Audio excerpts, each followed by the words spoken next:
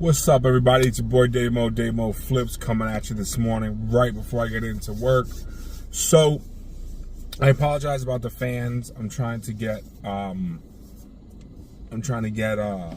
better microphone, actually a microphone, because I'm just using my phone. So I know these videos are trash. Like when I do them in here, they look cloudy. I don't really like the way they come out, but you could just shut the video off and listen to the words I'm saying. In today's video, what I want to address is, number one, I'm not a hater. But number two, I've been getting a lot of comments and emails from, subscribers and watchers just basically saying that, it's refreshing to see a car channel not talking about repos and all this other stuff. And let me be honest with you guys.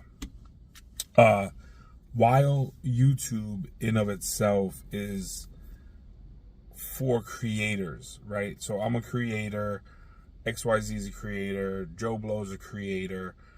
We all create content to put onto the YouTube platform so viewers can watch it. But with that being said, and I hope I don't get kicked out of YouTube for being so real right now, YouTube is in some fashion a media outlet. Yes, it's done by us, right, creators, but what I will say is that YouTube, with their algorithms and all this other nonsense, get to put what's out there. I don't know if you guys have seen this CIA guy with the long hair now. I have no interest in the CIA, nor do I care about this gentleman. But for whatever reason, he's showing up on all my feeds, right? So it's like, why?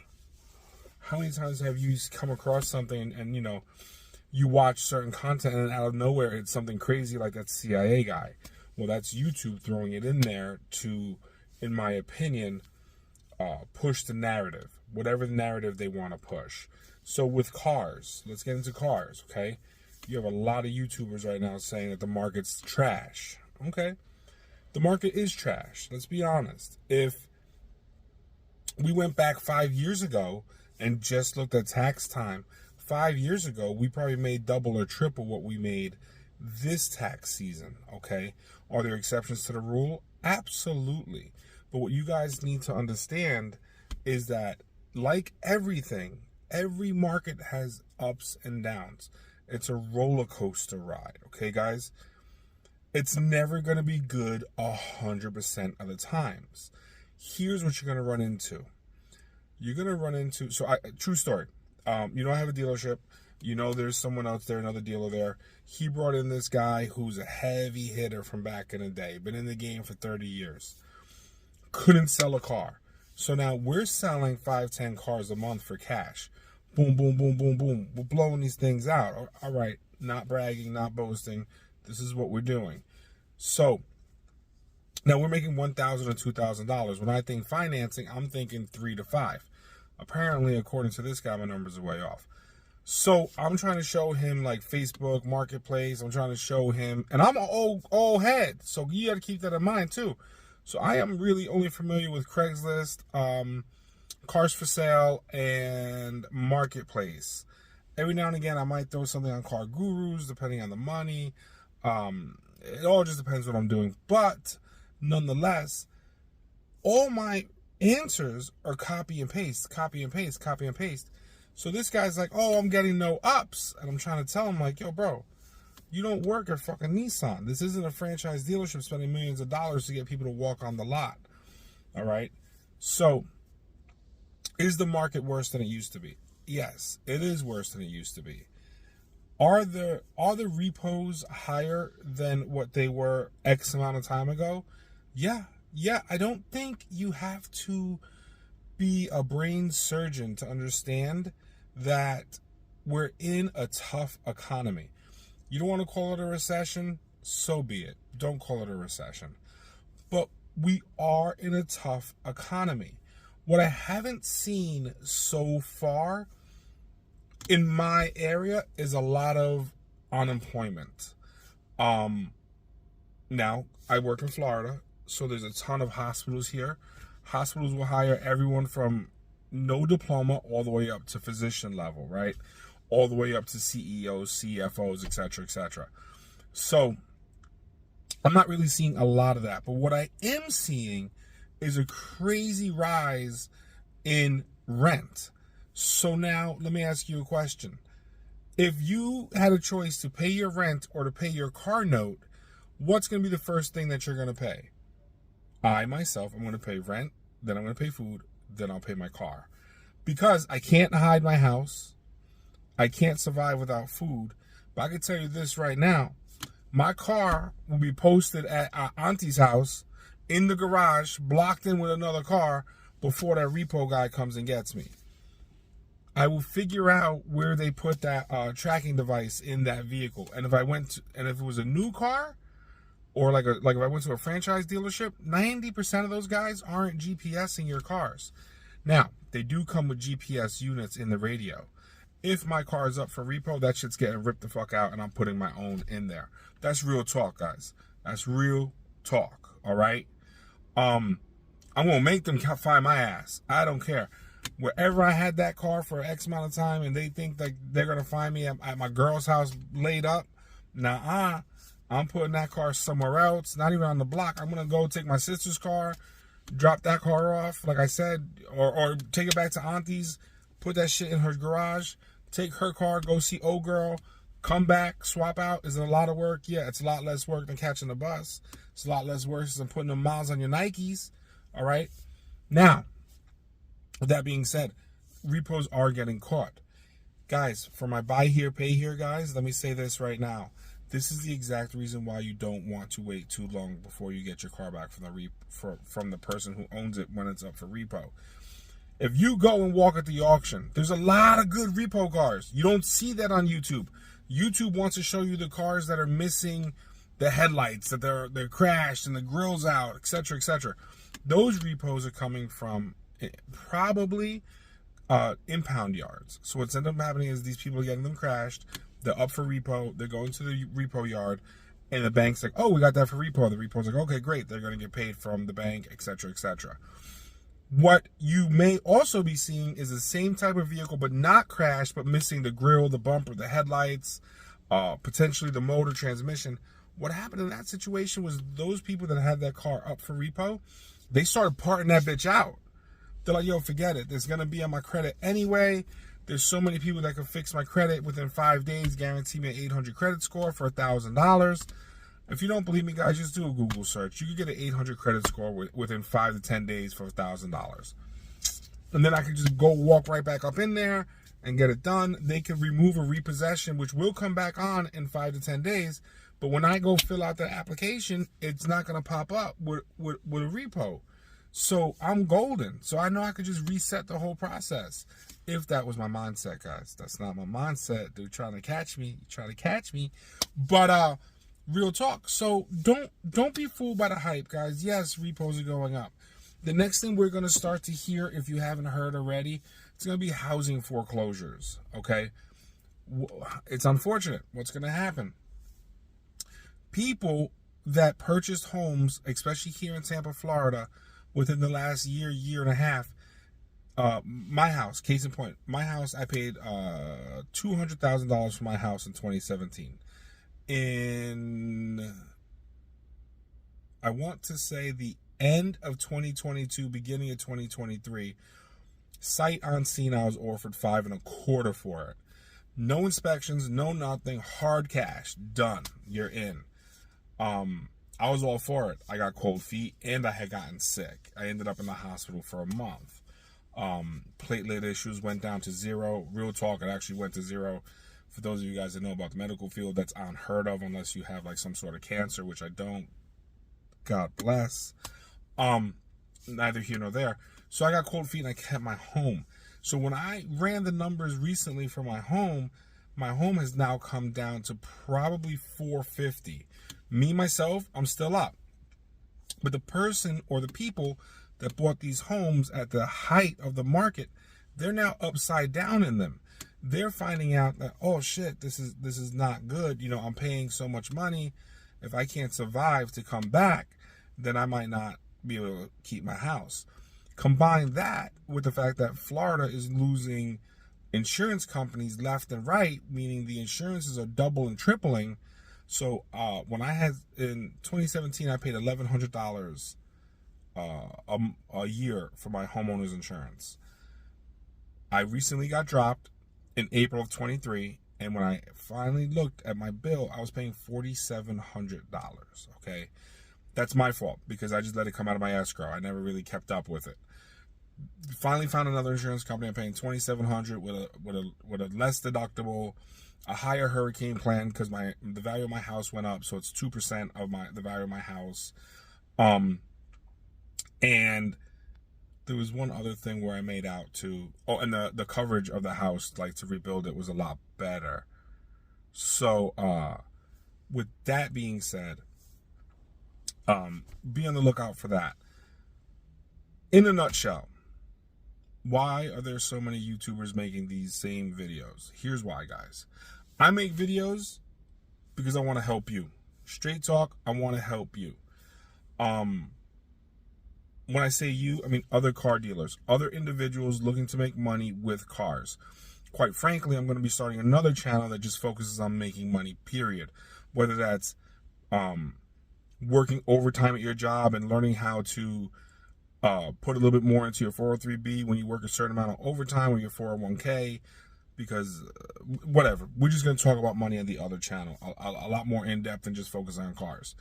The other channels, what they're doing is they're creating this content because they know it sells. They know you're going to click on it because their thumbnails are so great. Like, oh my God, Jeep can't sell cars. Oh my God, Chrysler can't sell cars. Oh my God, Ford can't sell cars. Guess what, guys? It's not that they can't sell cars. Well, I guess it is that they can't sell cars, right? The interest rates are so high right now. Just like in the housing market, if you were to buy that car, combined with the interest rate, the monthly payment is absurd. It's absurd. So why not go to a secondhand market, buy something, or pay something for cash, sit this out, the rates will come down. Here's what's going to happen, guys. The rates are going to come down. These big franchise companies are going to say, hey, we took so many losses over so many quarters.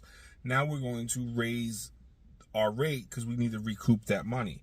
MSRP is from the manufacturer, right? It's the manufacturer's suggested retail price. So the manufacturers ultimately lose the money. So they're going to yo, boost it up. We gotta recoup. Same thing will happen with the housing market, guys. As you continue to see interest rates go up, you're going to continue to see interest rates go up, housing prices come down. Okay. So right now, if you're looking to buy a house, and you're like, oh, I can't do this, I can't do that. Sit tight. Let the rates go up. As the rates go up, the housing will come down. Hear me out for a second.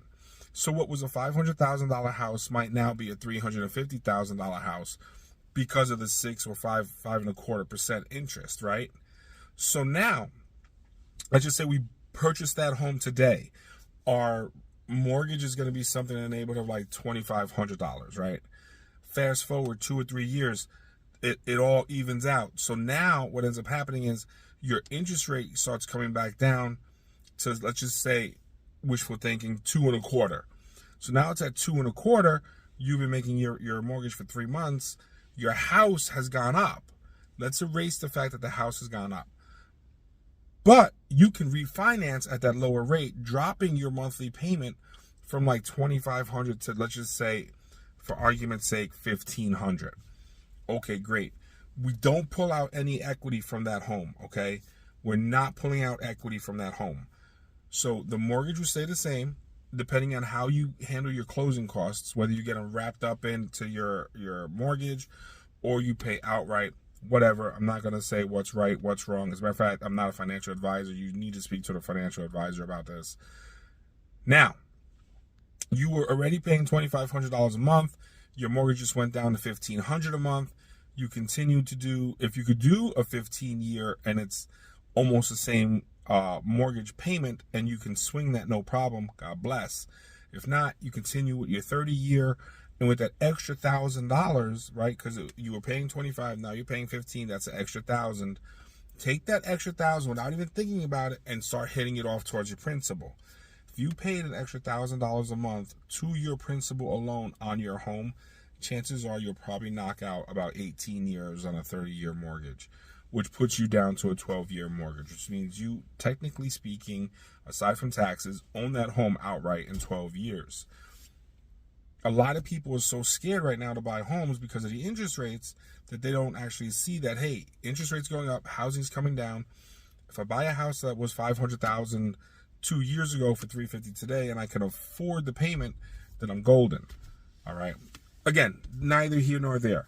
So these YouTubers that are putting out this content, it's mainly because they're after the YouTube money. They want to make YouTube money. They're not in this game to be car dealers. They're not in this game to show people how to make money. They're in this game to sell content. Guys, you have to understand this. When someone is talking to you and they're talking to you like they're your friend and this, that, and the third, look at the content they're putting out. They just keep putting out the same shit over and over again. They're remixing it and putting it back out. And what they're doing is they're just lining their pockets. They don't care about you. They don't think that potentially you're smart enough to open up an article and read.